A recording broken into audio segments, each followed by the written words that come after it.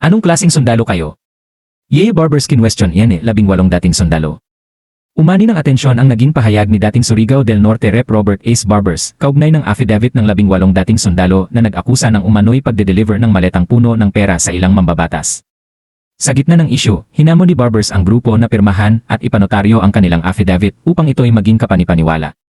To Attorney Leve Baligod, if what your companions are saying is true and if you stand on their statements, then have them sign their affidavit have iki-notarized para hindi magmukhang script ng isang drama skit sa barangay.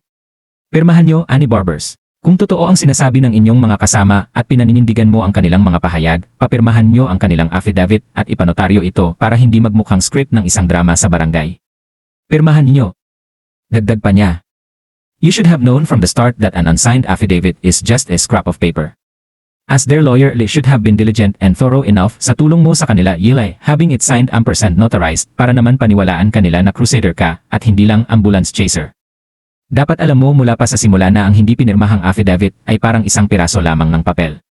Bilang abogado nila, dapat naging mas maingat at masinop ka sa pagtulong sa kanila sa pamamagitan ng pagpapapirma at pagpapanotaryo para paniwalaan kang tunay na crusader at hindi lang ambulance chaser.